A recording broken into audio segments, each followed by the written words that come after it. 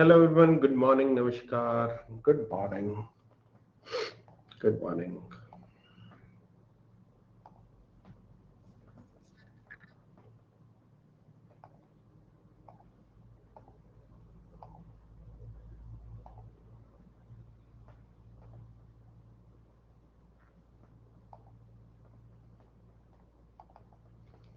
Okay so all well, कैसे हो आप सब? बढ़िया है।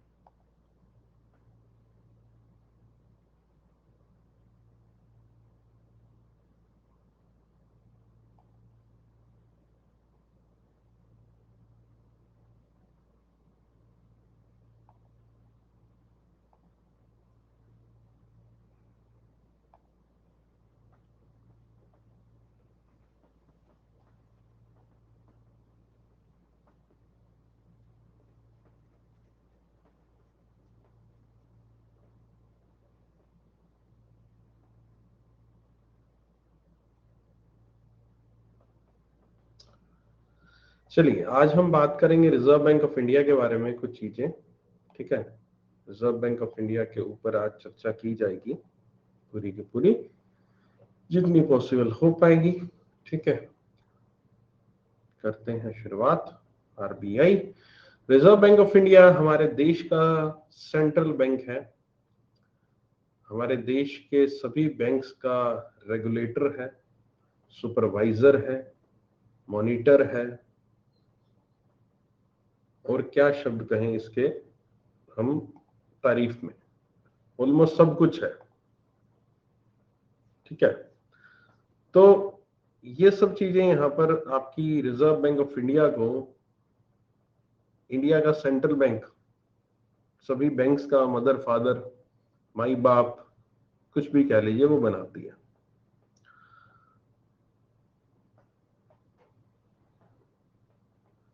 रिजर्व बैंक ऑफ इंडिया यहाँ पर जितनी बैंक्स की रिलेटेड पॉलिसीज होती हैं, कि बैंक्स को किस तरह से काम करना है, क्या उनको कस्टमर्स के लिए क्या काम करना है, कैसे आगे बढ़ेंगे, जो भी व्हाटसोएवर थिंग, जो बैंक्स यहाँ पर जिस तरह से यहाँ पर अपने वर्क को एग्जीक्यूट कर रहे हैं, आगे बढ़ रहे हैं, वो सब रिजर्व बैंक ऑफ इंडिया की इंस्ट्रक्शंस ही होती हैं। उस according he, reserve Bank of India के अकॉर्डिंग ही यहाँ पर सभी सभी इंडिया के बैंक्स, चाहे वो फिर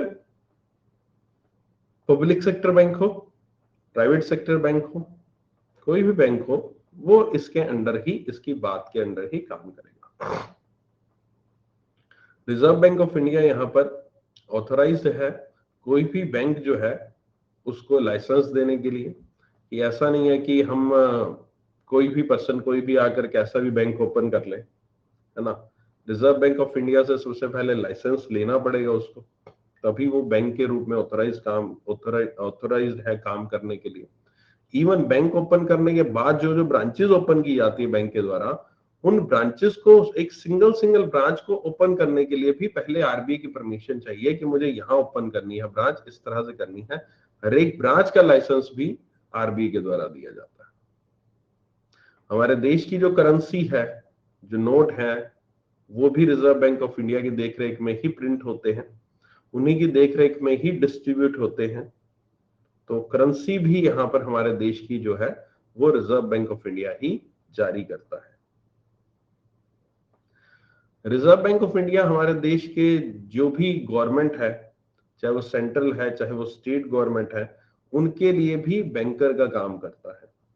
जिस तरह से यहाँ पर आप लोगों का, मेरा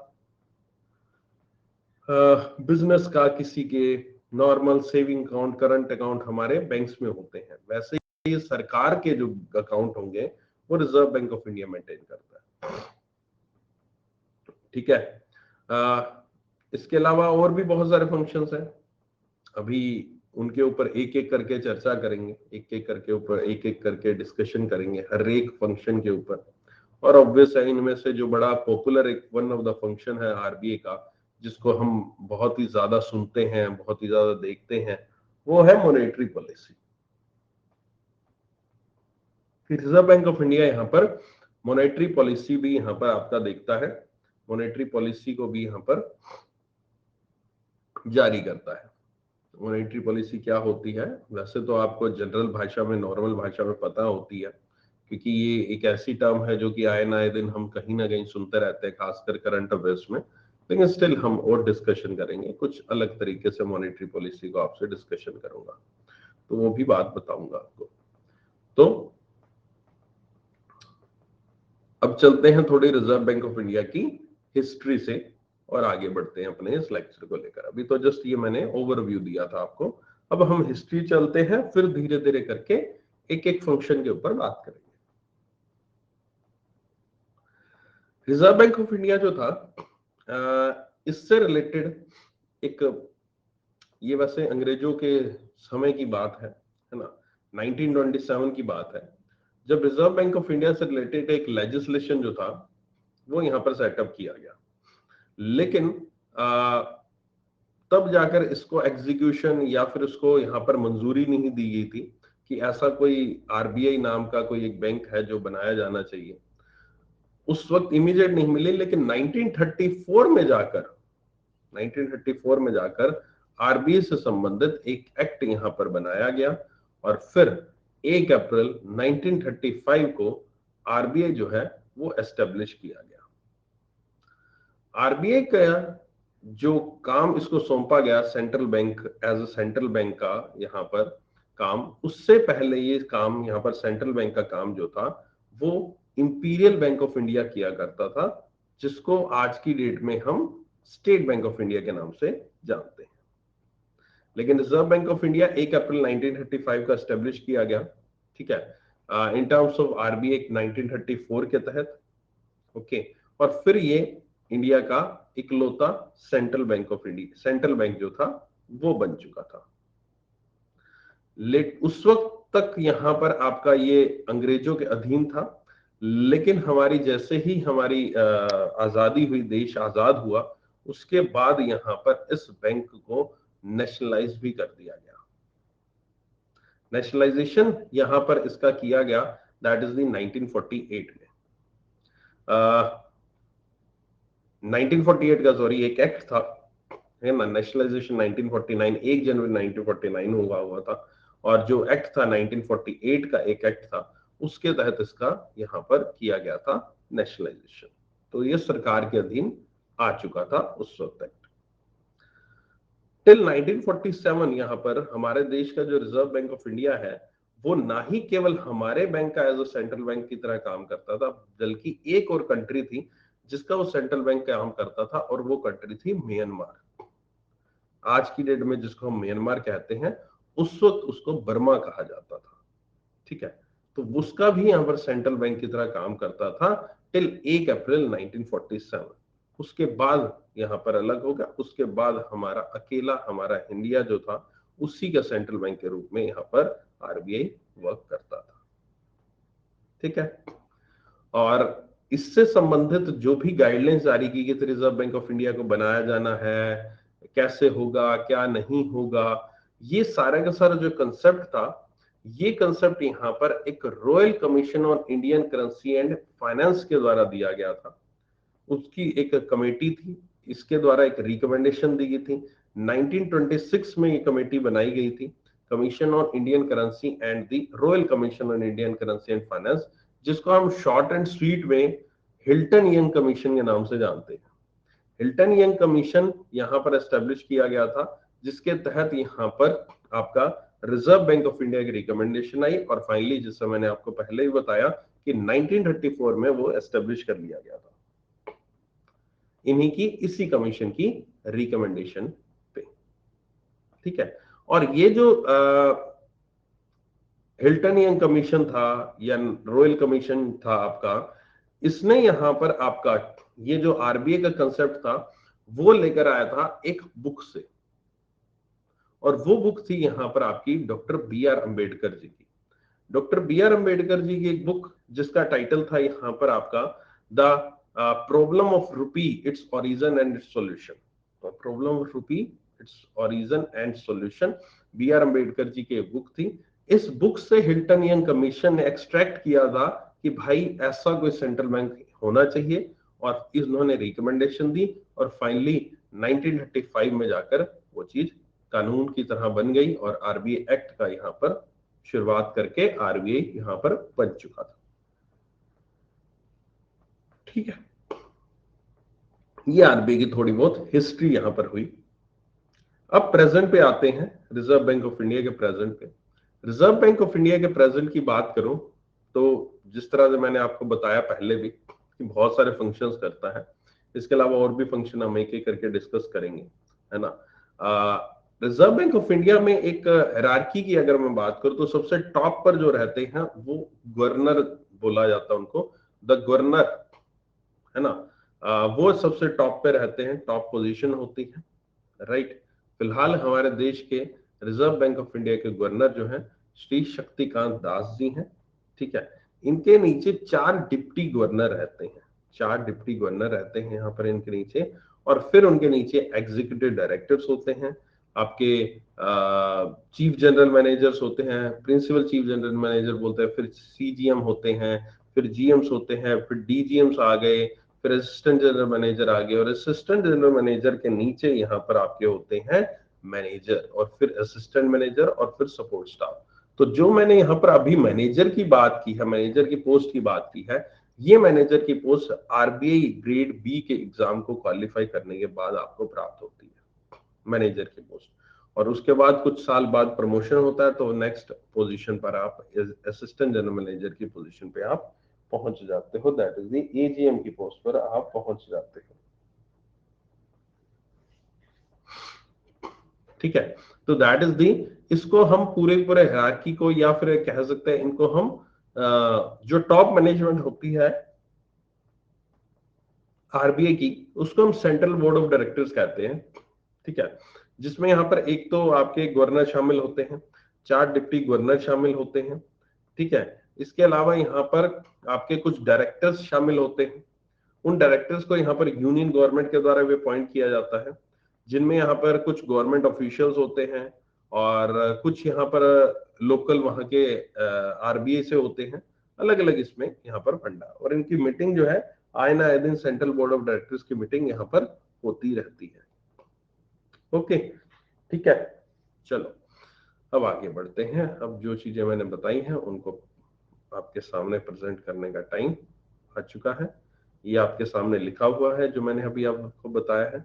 ठीक है, एक बार फटाफट से इसको पढ़ लो।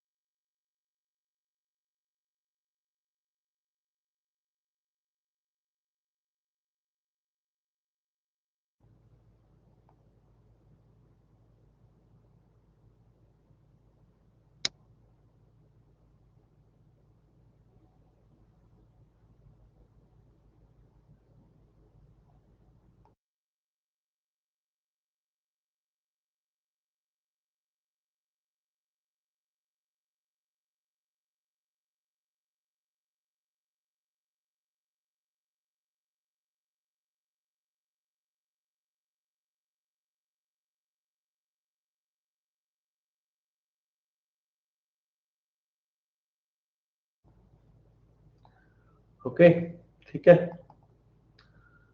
ये आरबीआई का यहाँ पर ऑब्जेक्टिव लिखा है जो मैंने खैर आपको भी बताया ही था कुछ देर पहले। ठीक है, वही ऑब्जेक्टिव लिखा है, मतलब ये कुछ चीजें इसमें आपको समझ में आ जाएंगी, कुछ चीजें अभी नहीं आएंगी क्योंकि अभी हमने सारे के सारे फंक्शंस नहीं किए हैं। और ये भी आपके ओवरव्यू दे रखा है रिजर्व बैंक ऑफ इंडिया के फंक्शंस का कि आरबीआई क्या क्या काम करता है अलग अलग लेवल पे। ठीक है, किस तरह से आरबीआई यहाँ पर क्या क्या काम करता है, इन सबको हम एक एक करके डिस्कस करते हैं, एक एक करके। ठीक है, तो सबसे पहला जो पॉइंट है हम डिस्कस करने वाले हैं that is banker to the state government, ठीक है, या फिर बैंकर टू द गवर्नमेंट कह लीजिए। बैंकर टू द गवर्नमेंट और banker to the state government जो है यहाँ पर आपका, या अकेला स्टेट गवर्नमेंट या एक banker and debt manager of the government का अलग है यहाँ पर आपका, और banker and debt management to government एक अलग है, एक banker to the state government अलग है। बैंकर टू स्टेट गवर्नमेंट की बात करें यहाँ पर मैं सभी के स्टेट गवर्नमेंट जो होती हैं उनको यहाँ पर आपका एक मिनिमम बैलेंस जो रहता है वो मेंटेन करना होता है रिजर्व बैंक ऑफ इंडिया के पास, जो कि स्टेट टू स्टेट वेरी करता है depending upon the size of the state budget. State का बजट जो होता है उसके अकॉर्डिंग, अब कोई छोटा देश है कम पैसा है, उसके बाद बड़ा देश छोटा स्टेट है कम पैसा है, बड़ा स्टेट है ज्यादा पैसा है, तो उसके अकॉर्डिंग यहाँ पर उनको अपनी यहाँ पर कैपेसिटी के according reserve Bank of India के पास मिनिमम पैसा मेंटेन करना पड़ता है। सारा का सारा जो भी रिसिप्ट आता है गवर्नमेंट का, ट्रेजरी का, या फिर जो भी पेमेंट करते हैं वो सारा का रिजर्व बैंक ऑफ इंडिया के थ्रू ही किया जाता है। अब यहाँ पर एक फैसिलिटी जो है रिजर्व बैंक ऑफ इंडिया वो सभी स्टेट गवर्नमेंट्स को उपलब्ध कराता है, और उस फैसिलिटी को कहा जाता है आपका ways and means advances, WMA। अब ये वेज एंड मीन्स एडवांसेस क्या है? कभी भी किसी भी वक्त यहाँ पर किसी भी स्टेट गवर्नमेंट को अगर अचानक पैसों की जरूरत आन पड़ी, अब फॉर एग्जांपल क्या होता है नॉर्मल वे में कि स्टेट को यहाँ पर कोई ना कोई खर्चा करना होता है, ठीक है, किसी न किसी स्कीम में।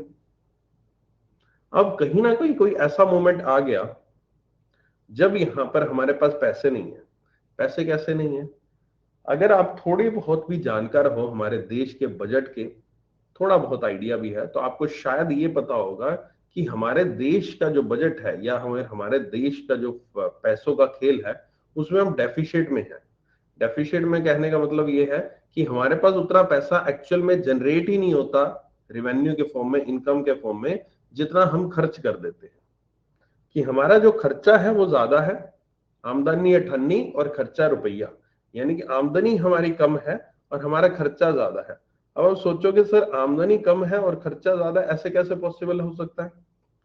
जी हाँ, ऐसा पॉसिबल है, और ऐसा पॉसिबल इसलिए है कि हम जो बाकी पैसा है वो हम उधार के रूप में दूसरे देशों से तो नहीं कह सकता, मतलब दूसरे ऑर्गेनाइजेशन से, यहाँ पर वर्ल्ड बैंक, IMF वगैरह इनसे लेते रहते हैं।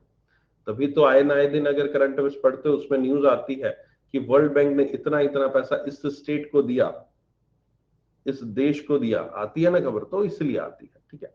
और वो लेटर ऑन हम उनको चुकाते रहते हैं, 7 साल 15 साल, एक सरकार ने ले लिया, तीसरी सरकार चुका रही है, फिर जब वो तीसरी सरकार चुकाती है फिर वो गालियां निकालती है कि हमारा देश जो था वो उनने लूट लिया, ये कर लिया, वो कर लिया, उस सरकार ने लूट लिया था, है ना। तो ये फलाना ढिंकना ये सब काम चलते रहते हैं, ठीक है। फिर वो खुद ही लोन ले लेते हैं, फिर वो खुद लोन लेके उस लोन को चुकाते हैं, यही चला आ रहा है और कुछ नहीं है। एक लोन लिया गया है, उसको 15 साल बाद चुकाना है, 15 साल बाद चुकाने का जब समय आया तो उस सरकार ने नया लोन ले लिया, उस लोन को चुका दिया, फिर 15 साल बाद नई सरकार आई, फिर 15 साल बाद उसने एक नया लोन ले लिया, पुराने लोन को चुका दिया, वो कभी लोन खत्म ही नहीं हुआ आज तक। इसलिए हमारा देश हमेशा डेफिशिट में चल रहा है, क्योंकि पता है कि चल ठीक है लोन तो मिल ही जाना है, डेफिशिट में चल लो, क्या दिक्कत है ना।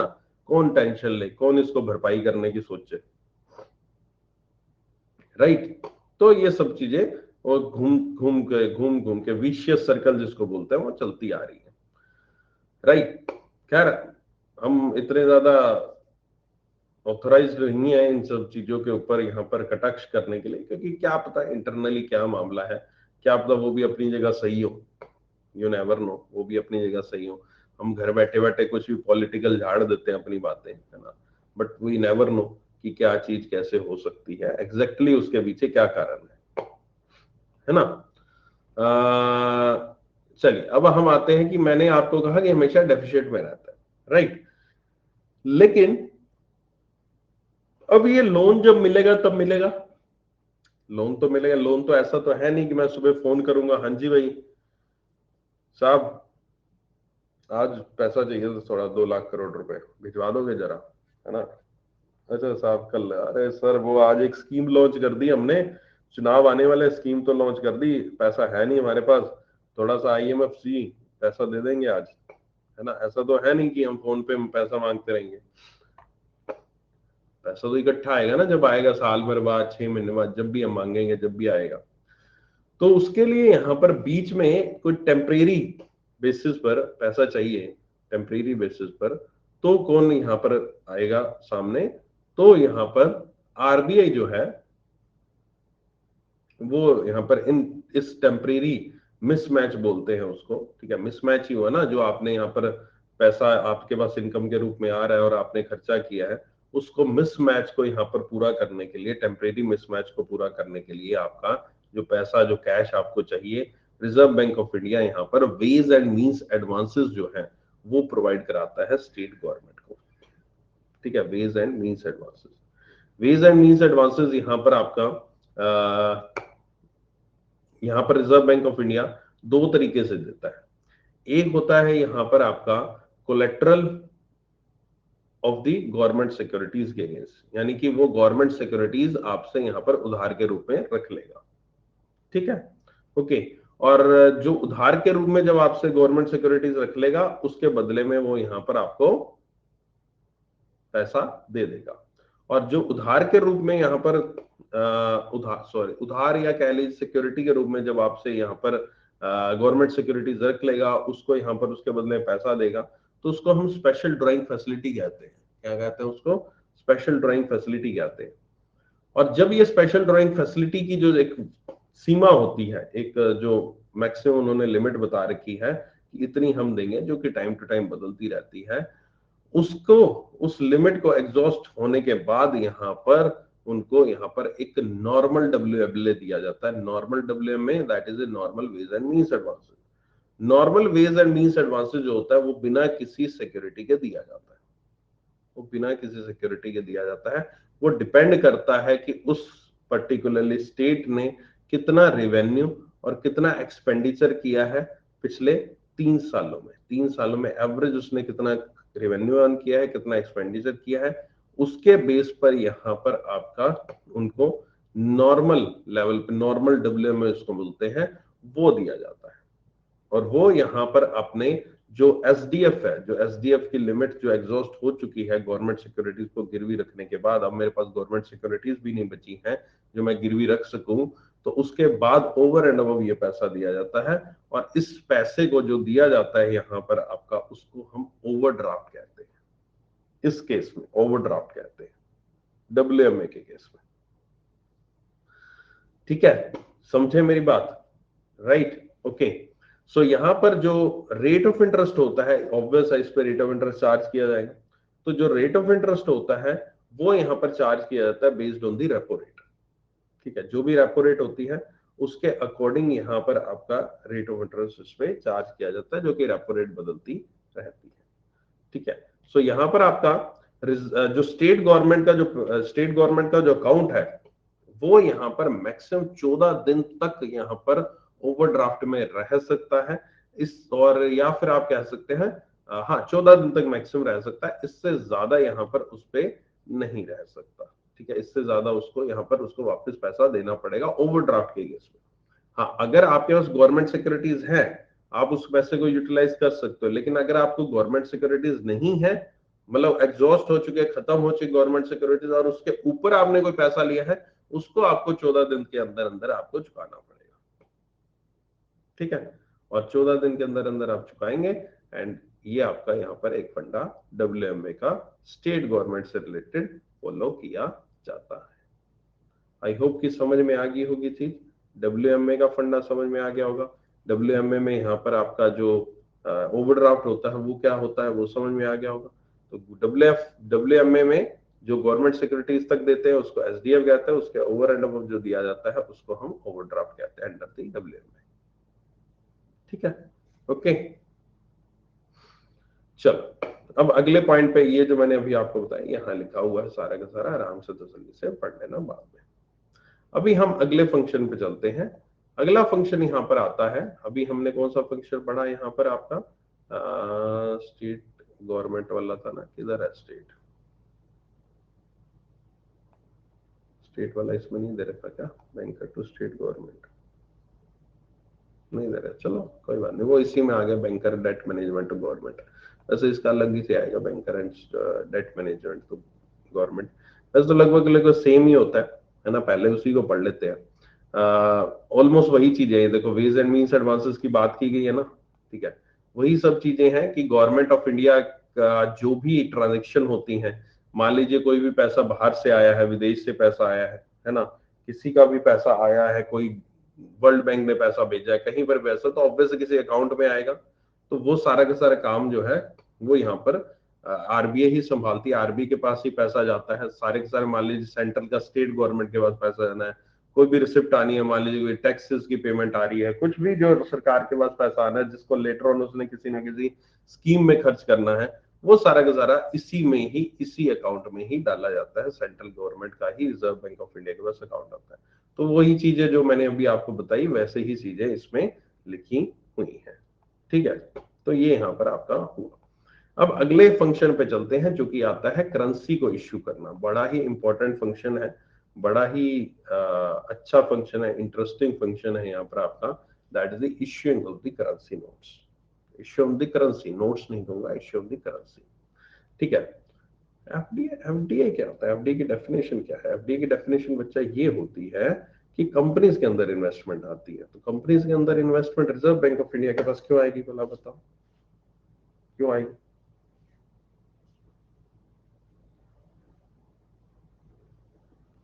नहीं आनी चाहिए ना, फिर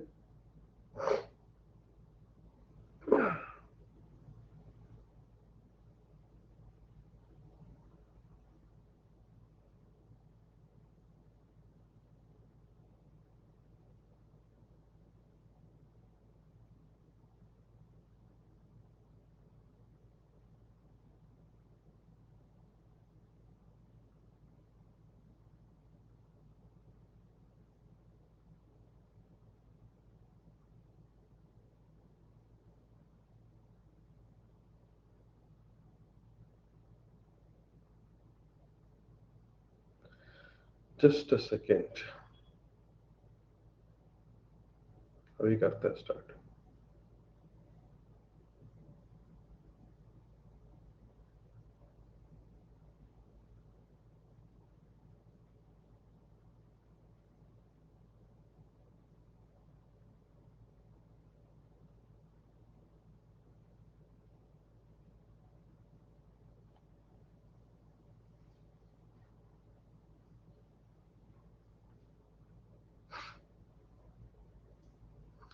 चलिए करते हैं continue.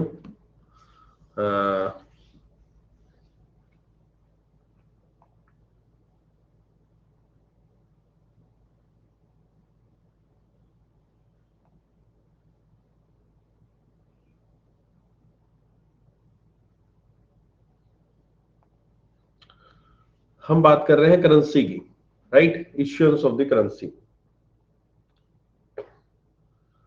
Reserve Bank of India यहाँ पर हमारे देश का जो नोट इश्यूइंग अथॉरिटी है, उसको नोट इश्यूइंग अथॉरिटी यहाँ पर जो है रिजर्व बैंक ऑफ इंडिया है, ठीक है, along with the government of India. Government of India के साथ गवर्नमेंट ऑफ इंडिया भी यहाँ पर हमारे देश की करेंसी को यहाँ पर प्रिंट करती है, जी हाँ करती है, ठीक है। अब आगे बढ़ने से पहले करेंसी की एक डेफिनेशन को समझ लेते हैं कि करेंसी की डेफिनेशन आखिरकार क्या है, करेंसी से आप क्या समझते हो? करेंसी यहां पर ना ही केवल आपके नोट्स को कहा जाता है, जो नोट्स होते हैं उनको कहा जाता है, जबकि करेंसी जो है वो यहां पर आपका कॉइन्स को भी कहा जाता है। तो करेंसी नोट्स प्लस कॉइन्स, ये सब मिलकर हमारे देश की करेंसी बनाते हैं। ना ही केवल नोट्स जो होते हैं वो करेंसी होती है, जबकि कॉइन्स जो होती हैं वो भी हमारे देश की करेंसी होती है। जो यहाँ पर नोट है, वो यहाँ पर रिजर्व बैंक ऑफ इंडिया को अथॉरिटी है कि वो नोट 10,000 रुपए तक का नोट यहां पर प्रिंट कर सकती है।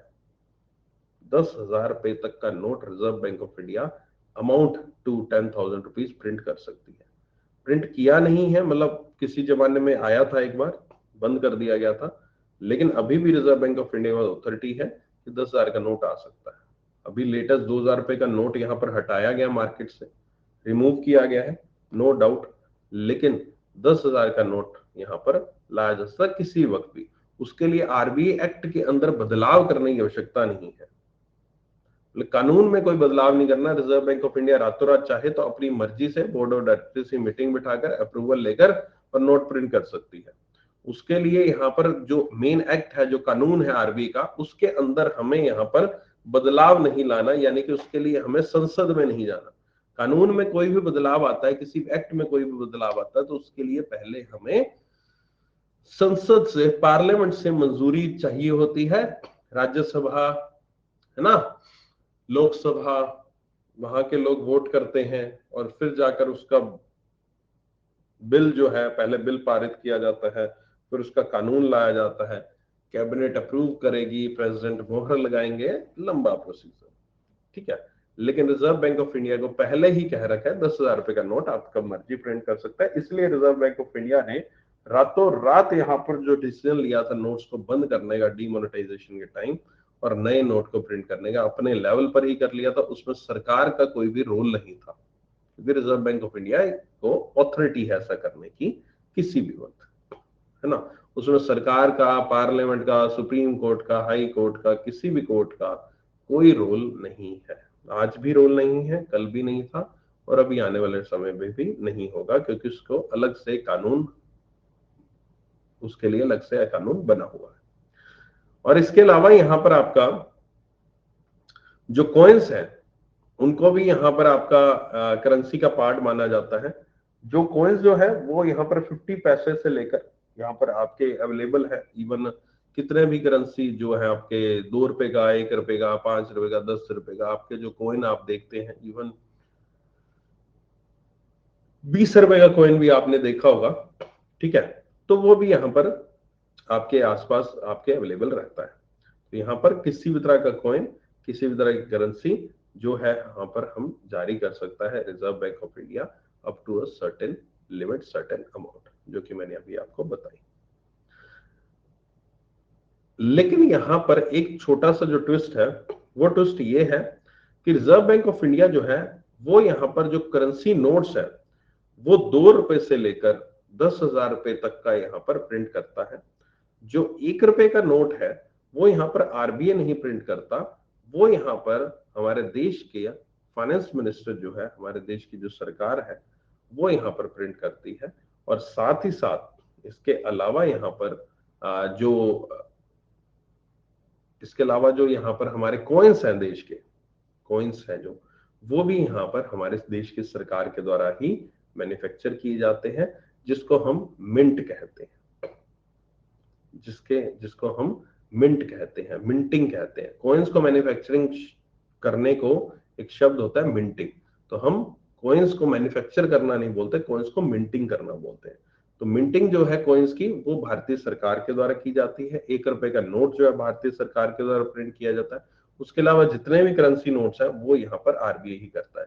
लेकिन भारतीय सरकार इनको प्रिंट करता है, मिंट करता है। इसके बाद यहाँ पर आरबीआई अपनी रिस्पॉन्सिबिलिटी से नहीं हट सकता, क्योंकि रिजर्व बैंक ऑफ इंडिया की रिस्पॉन्सिबिलिटी है कि किसी भी तरह के जो भी नोट्स हैं उनको यहाँ पर डिस्ट्रीब्यूट करना। Reserve Bank of India wholesale responsible है देश में यहाँ पर करेंसी नोट्स को पहुंचाना, किसी भी तरह की करेंसी नोट्स की कमी को पूरा करना। ये भी रिजर्व बैंक ऑफ इंडिया का वन ऑफ द ऑब्जेक्टिव माना जाता है, ठीक है। तो ये कॉइन्स जो है वो यहाँ पर एक्सेप्ट किए जाते हैं, कॉइन्स नोट्स जो है वो यहाँ पर सभी जगह एक्सेप्ट किए जाते हैं।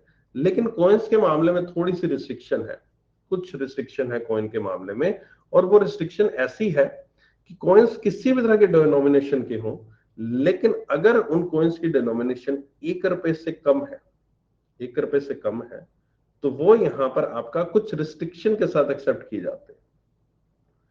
मतलब रिजर्व बैंक ऑफ इंडिया ने इंस्ट्रक्शन जारी करी है, अब वो आपके ऊपर है, हो सकता है आप उस चीज को एक्सेप्ट कर लो, आप ले लो, मना नहीं है। लेकिन रिजर्व बैंक ऑफ इंडिया कहता है जो 50 पैसे का कॉइन है, जो 50 पैसे का कॉइन है, वो तभी एक लीगल टेंडर मतलब जब तभी वो लीगल माना जाएगा जब यहां पर 50 पैसे का कॉइन आप 10 रुपए से ज्यादा एक्सेप्ट नहीं करते। बात समझे? मान लीजिए आप किसी पर्सन से, वो पर्सन आपको 50 पैसे के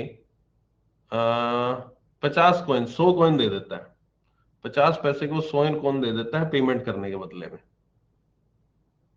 ठीक है, 50 पैसे के 100 कॉइन दे देता है पेमेंट करने के बदले में। कितने रुपए हुए? 50 रुपए हुए। ठीक है, तो वो लीगल टेंडर नहीं है, वो लीगल ट्रांजेक्शन नहीं मानी जाएगी।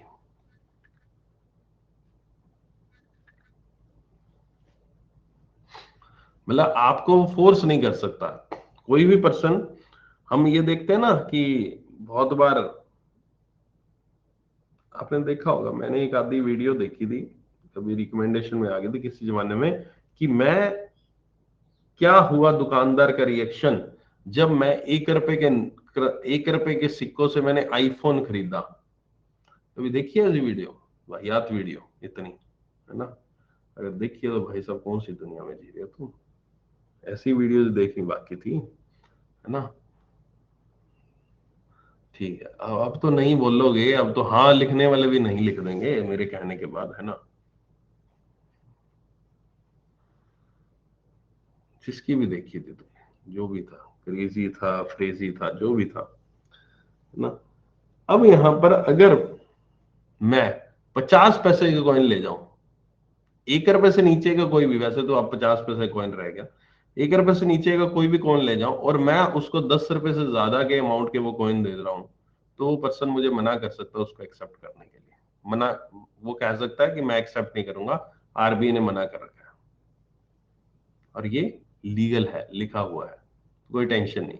नॉर्मली क्या होता है कि हम सिक्के एक्सेप्ट नहीं करते हैं ना, हम यही आता है ना, सिक्के नहीं एक्सेप्ट करते, तो सामने वाला पर्सन आपको बोल सकता है कि नहीं आपको करना पड़ेगा। ठीक है, लेकिन 50 पैसे के कॉइन जो है वो 10 रुपए से ज्यादा एक्सेप्टेबल नहीं है। हाँ, आपकी म्यूचुअल अंडरस्टैंडिंग आप कर लीजिए एक्सेप्ट, कोई दिक्कत नहीं है, लेकिन एक जना दूसरे को फोर्स नहीं कर सकता, ये रिजर्व बैंक ऑफ इंडिया की गाइडलाइन है। आई होप कि समझ में आई होगी मेरी चीज, बात समझ में आ गई होगी, राइट? ठीक है,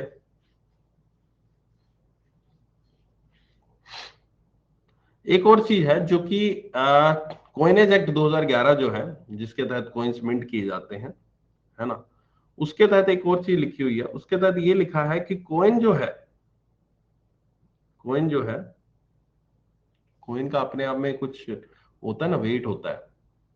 कॉइन के अंदर जो सामान डलता है, सोना चांदी जेवरात, है ना, सोने का बना होता है ना कॉइन। आपके पास जो कॉइन है वो किसका बना होता है? सोने का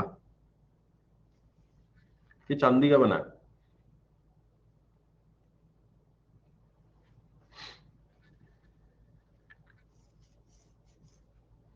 तो सोने का बना है। तुम कर क्या रहे हो क्लास में? वैसे अगर तुम्हारा कॉइन सोने का बना हुआ, तुम क्लास में क्या कर रहे हो भाई? कहाँ बैंक की नौकरी लग रहे हो? मेरे को नौकरी रख लो तुम अपने पास।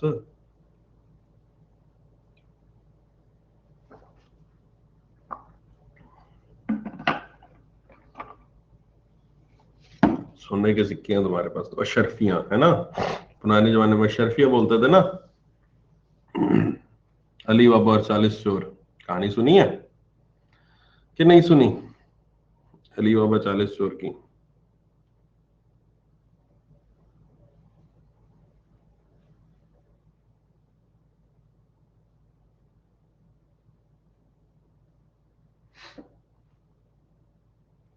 यस सर, सुनी हुई है, देखी है।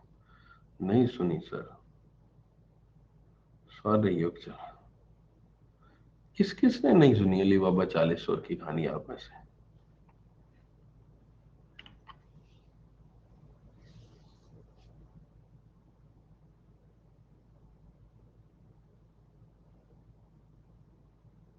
हे प्रभु, कौन सी दुनिया में जी रहे हो तुम? तुमने अली बाबा 40 चोर नहीं सुना?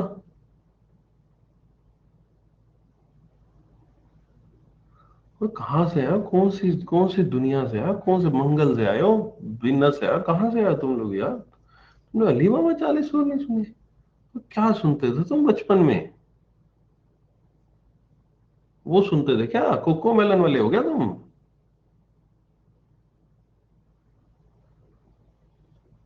इतनी उम्र कम है, कोको मेलन देखते थे क्या तुम? कोको मेलन तो अभी आया यार, 2-4 साल पहले।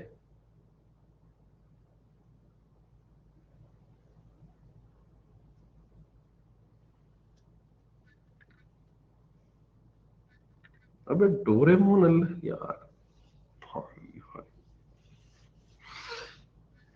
अच्छा, अलादीन भी नहीं देखा कभी?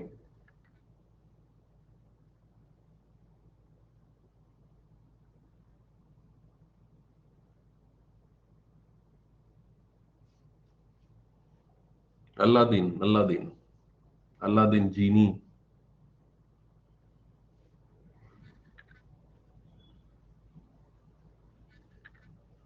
अलादीन का चिराग। तो फिर जब अलादीन का चिराग देखे तुमने अली बाबा और 40 चोर की कहानी की सुनी, ऐसे कैसे हो गया?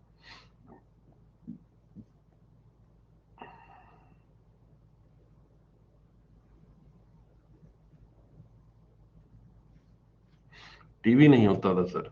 वो टीवी तो मेरे पास भी नहीं होता था, मैं तो तुमसे पुराने जमाने का हूँ। मैं तो एंटिक पीस में आता हूँ, मैंने कैसे देख ली? टीवी तो हमारे पास भी नहीं होता था, फिर भी देख तो ली।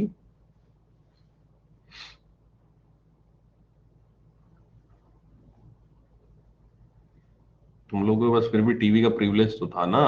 मैं तो ब्लैक एंड व्हाइट के टीवी के जमाने का पैदा हुआ हूँ। मैं तो उस दौर से देखा हुआ है जब ना मोबाइल फोन होते थे, ना कुछ होता था, घर में लैंडलाइन होता था, ट्रुन ट्रुन वाला जूम ऐसे गोल गोल घुमाते थे। लाल कलर का लैंडलाइन होता था, ऐसे करके गोल गोल घूमता था ऐसे। शू ऐसे करके आवाज आती थी उसके अंदर से। यूं ऐसे गोल गोल। फिर घंटी बजती थी बड़ी तेज। Turn turn. पूरा घर हिल जाता था, ऊपर नीचे दाएं बाएं। ज्वाइंट फैमिली हुआ करती तो, है ना, सारे इकट्ठे, ताया चाचा बुआ, है ना। बुआ आ जाती थी, 20-20 दिन जाती नहीं थी, है ना। मैं उस जमाने का हूँ ना। चारपाई पे छतों पे सोया करते थे इकट्ठे लाइन लगाकर, 20 लोग, है ना। फिर जो सबसे ज्यादा कमाने वाला होता था उसको पंखे के आगे आगे, पंखे के से साथ वाली पहली चारपाई उसको मिला करती थी। बाकी सब पीछे मच्छरों में पड़े रहते थे, है ना। अच्छा, अभी बुआ जल्दी नहीं आती ना, मेरी तो चली जाती है। मेरी वाली अब चली जाती है। अब तुम्हारी वाली नहीं जाती होगी,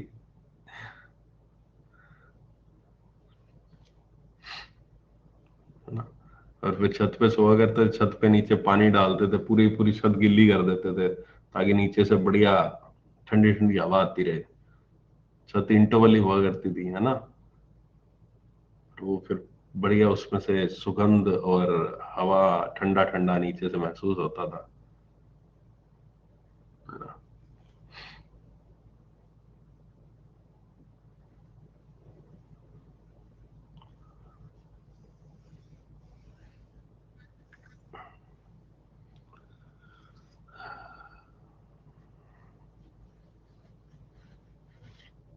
बचपन दादागिरी में चला।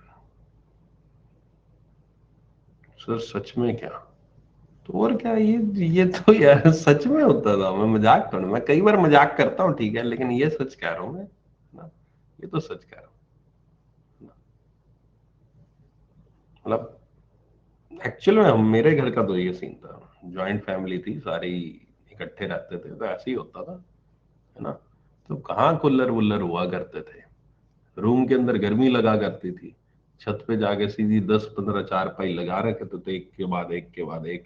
वो पंखा चल रहा होता था, गोल गोल घूमता नहीं, फराटे वाला पंखा, जूं वाला, गोल गोल गोल गोल, है ना। वो घुमा करता था।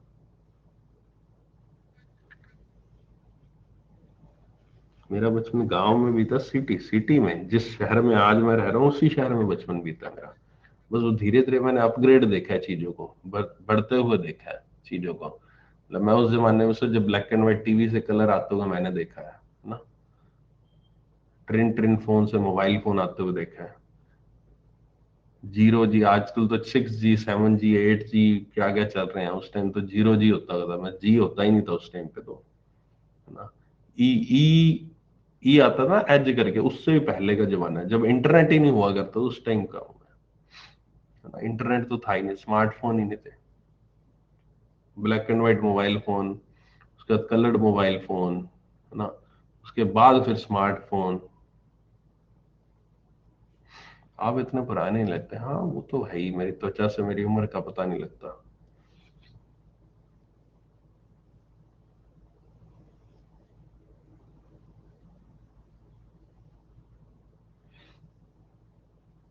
अभी तो शेव वेव नहीं करा रखी है ना, तो और बढ़िया है। सर पाकिस्तान से जब आए थे तब भी थे क्या? हाँ पाकिस्तान से मैं, पाकिस्तान में मैं गया था क्या कभी? हाँ गया था ना मैं, मेरी फ्लाइट थी जब मैं दुबई जा रहा था, उस टाइम में पाकिस्तान के ऊपर से गया था और वापसी आते हुए पाकिस्तान के ऊपर से आया था मेरी फ्लाइट।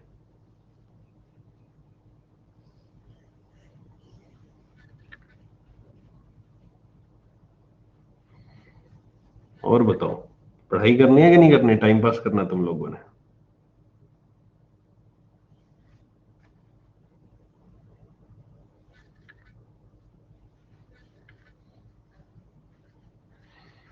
रिम झिम, आज क्लास में रिम झिम आई है। रिम झिम रिम झिम, गुमसुम गुमसुम।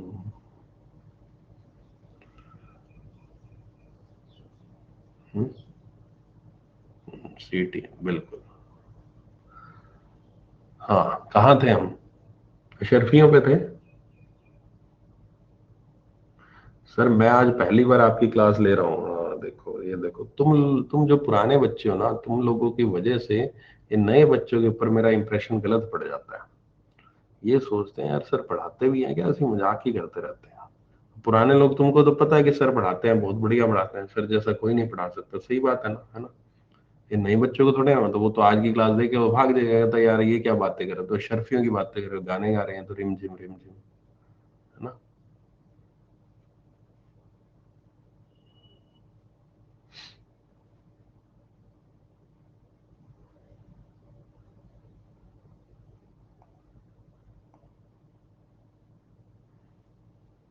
शिवाली बंसल मैम ने आपके बारे में बताया था, चलो बढ़िया बात है यार, अच्छी बात है, शुक्रिया। बुआ की बुराई कर रहे हैं।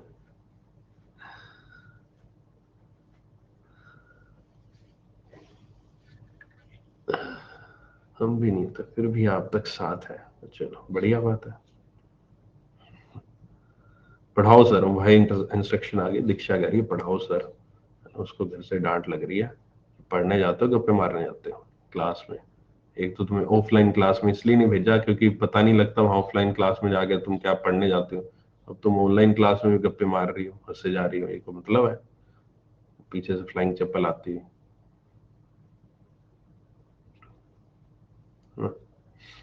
ऑफलाइन क्लास इसलिए तो जाने नहीं दिया था क्योंकि तुम्हारे ऊपर विश्वास नहीं होता तुम्हारे पेरेंट्स को। पता नहीं क्या करोगे वहां जाके, ऑफलाइन क्लास में पढ़ोगे नहीं पढ़ोगे, इसलिए तो ऑनलाइन क्लास की सब्सक्रिप्शन लेके दी, है ना? तुमने भी तो घर पे ऑनलाइन इसलिए ली होगी सब्सक्रिप्शन। मम्मी पापा यार वो ऑफलाइन में ना जाने में टाइम लगता है, आने में टाइम लगता है, ऐसे जाओ, वहाँ टाइम वेस्ट होता है, आधा घंटा घंटा जाने में घंटा आने में, इसलिए ऑनलाइन ठीक है, मैं घर पे बैठे बैठे पढ़ लूंगी, है ना? मम्मी पापा को क्या पता था ऑनलाइन क्लास में भी ऐसी हरकतें करते हो तुम लोग।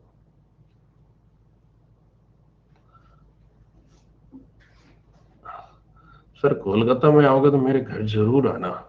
आते हैं बिल्कुल, बताओ घर कहाँ पे है?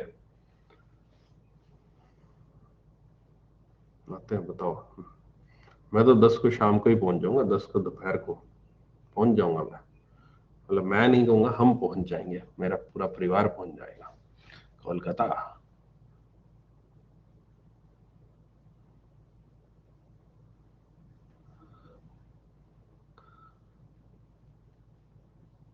सर डांट पड़ रही है मुझे, आप पढ़ाओ। देखा, मैंने बोला था ना, डांट पड़ रही होगी इसको पक्का, इसलिए बोल रही है पढ़ाओ पढ़ाओ।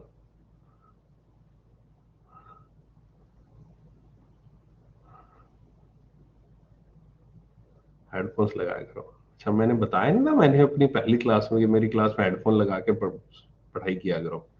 मेरी क्लास बिना हेडफोन के नहीं देखनी चाहिए ना। कि मैं कभी भी किसी वक्त भी किसी बात पे शुरू हो जाता हूँ, फिर तुम लोगों को घर पे डांट पड़ती है, मैं क्या करूँ?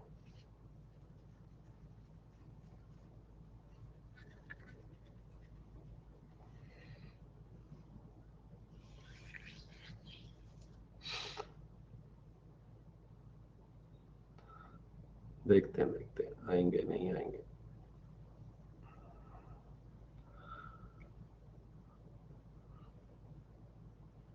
चलो आगे कंटिन्यू करते हैं। एंड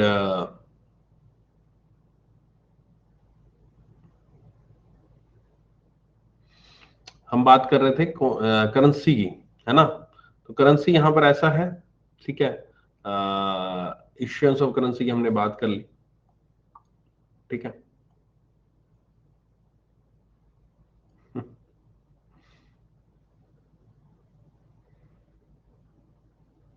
यही यही बैच है जो आप अजीत कर रहे हो ना, इसी बैच की पहली क्लास से देखना स्टार्ट कर दो, आपको सब चीजें समझ में आ जाएंगी। पहली क्लास में मैंने सारे डाउट्स क्लियर किए हैं, कैसे पढ़ना है, क्या पढ़ना है, कहाँ पढ़ना है, कितना नहीं पढ़ना, वो सब मैंने इस कोर्स की पहली क्लास में बताया हूँ, ठीक है।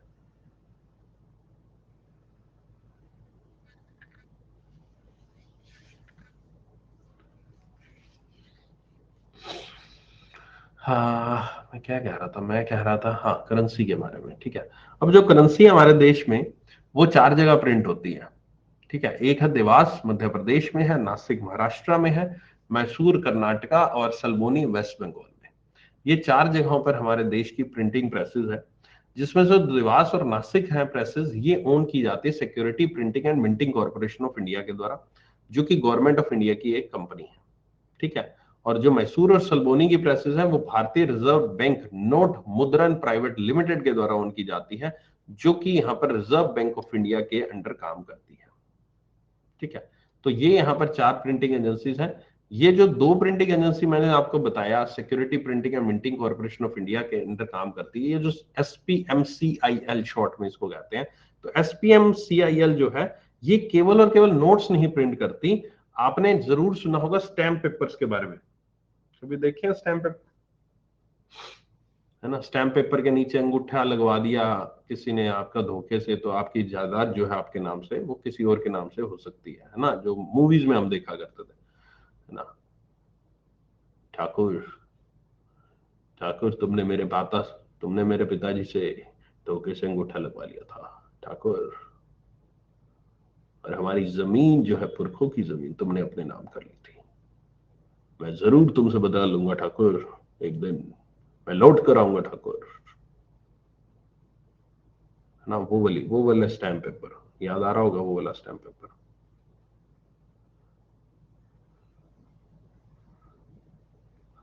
तो वो वाले जो स्टैम्प पेपर होते हैं वो भी यहाँ पर SPMCIL में प्रिंट होते हैं, या फिर गवर्नमेंट की कोई भी ऐसी सिक्योरिटी पेपर जो होते हैं, गवर्नमेंट और भी किसी तरह के सिक्योरिटी पेपर अगर ना आती है स्टैम्प पेपर के अलावा, वो भी यहाँ पर आपका SPMCIL में होते हैं, ठीक है। ओके। एंड बाकी जो BRBPNML,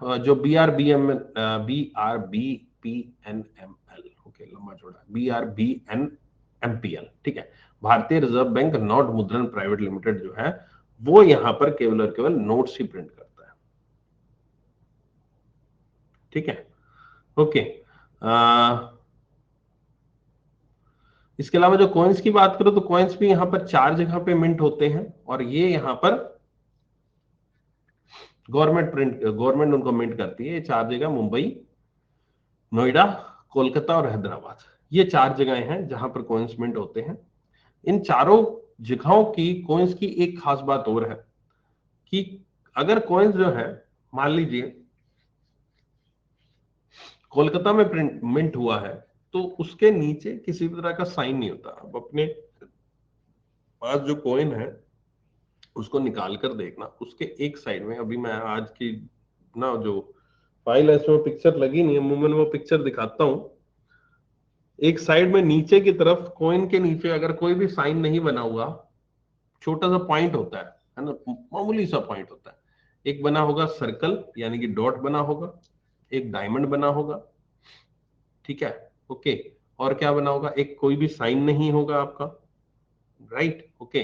और एक और कौन सा है, एक कौन सा और होता है, एक डॉट हो गया, एक डायमंड हो गया, एक नो साइन हो गया, डॉट हो गया ना, स्टार, हाँ, एक स्टार हो गया।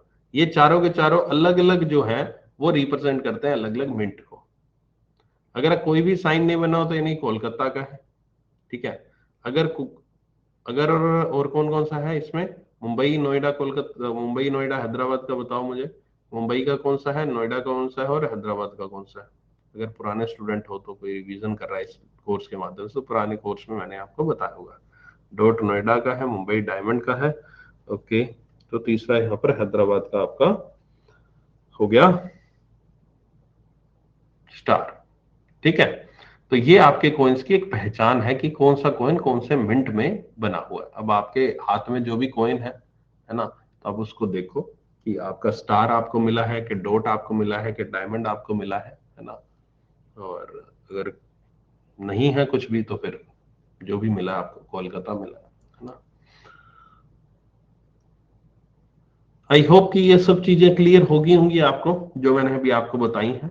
ठीक है, तो ये जो भी मैंने बातें करी हैं वो सारी की सारी यहाँ पर लिखी हैं, और ये भी यहाँ पर लिखा हुआ है ए टू जी अच्छे से, जो करेंसी प्रिंटिंग का, जगहों के नाम, मिंटिंग का नाम, यहाँ पर सब मेंशन है। ठीक है, ये आपका यहाँ पर कुछ हिस्ट्री लिखी है कि करेंसी नोट जो थे वो कैसे इवोल्व हुए थे। ठीक है, कैसे इवोल्व हुए थे, एक बार फटाफट से पढ़ लो।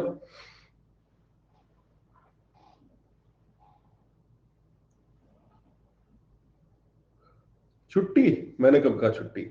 मैं वैसे बोलने वाला था ये पढ़ लेना और उसके बाद छुट्टी। अब तो तुमने बोल दिया ना छुट्टी, अब मैं देता ही, अब मैं एक और टॉपिक पढ़ाऊंगा। और बोल लो छुट्टी।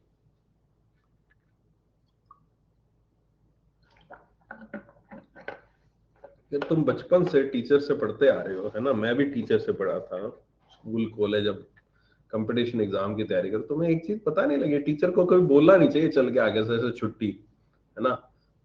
टीचर को अगर बोल देते ना छुट्टी, टीचर बिल्कुल ही और टॉपिक 5 मिनट पढ़ा के जाएगा वो।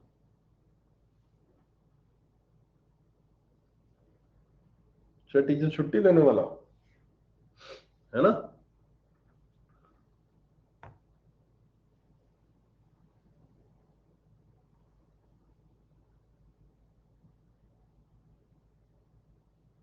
अब जिसने बोला तो उसको पकड़ो, पकड़ो पकड़ो उसको। कौन था वो जिसने बोला था? 10:30 ही होगी सी। सर करेंसी प्रिंट के लिए पेपर कहाँ से आते हैं? यही जो एसपीएम सीआईएल है ना, ये प्रिंट करती है। वैसे तो हम बाहर से भी लेते हैं, लेकिन उसको हम इंडिया में बनाना शुरू कर रहे हैं, उसको बना रहे हैं प्रिंट, जो पेपर है।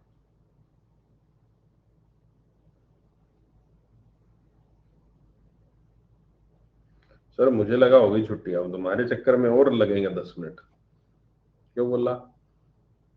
नेहा ने बोला करो आंदोलन।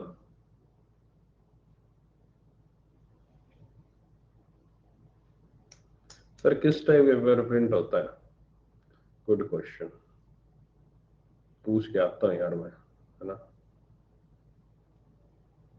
मीटिंग है आज ही मेरी शक्तिकांत दास जी से, पूछ के आता हूँ कौन सा पेपर आजकल इस्तेमाल कर रहे हो, बताओ तो सही। मैं भी मार्केट से ले आऊं वो पेपर जाकर, मैं भी घर पे नोट छाप लूं, है ना।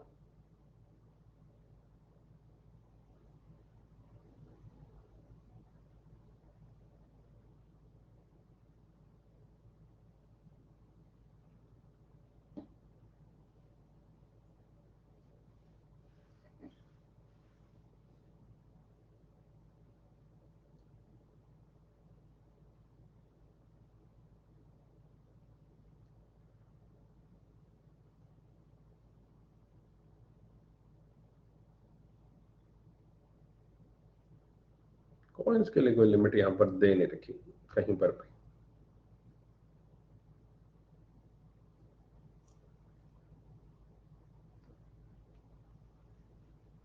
नहीं, मुझे नहीं आइडिया यार प्रिंटिंग पेपर का। आपको पता लगे, आपको कोई बता दे तो मुझे भी बता देना, है ना। मैं भी ले आऊंगा 20-25 मीटर कपड़ा, मैं भी घर पे छाप लूंगा उनको।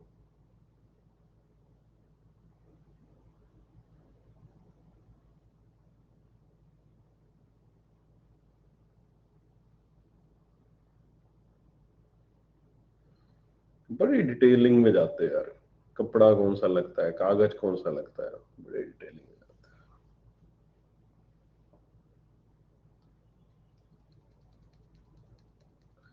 ये क्लास मेरी bank affairs YouTube channel, previous month की भी करनी है फॉर्म डेली और मंथली, डिपेंड्स आप कौन सा एग्जाम टारगेट कर रहे हो। अगर आपका टारगेट आईबीपीएस पीओ है या एसबीआई पीओ है फिर तो अभी से शुरुआत कर दो, ठीक है। अगर आरआरबी पीओ है फिर पिछले मंथ की करनी पड़ेगी 1 अप्रैल से आप, ठीक है, डिपेंड्स।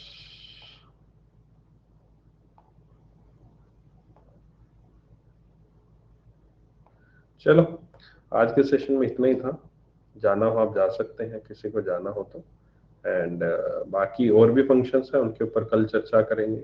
बाकी फाइल मैंने अटैच कर दी है सारे के सारे फंक्शंस की, किसी के पढ़ने की तीव्र इच्छा हो, अंदर से इच्छा खत्म ना हो रही हो कि मुझे तो पढ़ के ही रहना है, मैं तो बहुत होशियार एकदम बढ़िया से इंसान हूँ, मैं तो पढ़ के आऊंगा, है ना, सारी सारी चीजें कल सर की क्लास में, तो उनके लिए मैंने यहाँ पर साथ में अटैच कर दिया फाइल। पढ़ना चाहो बाकी फंक्शंस पढ़ लेना,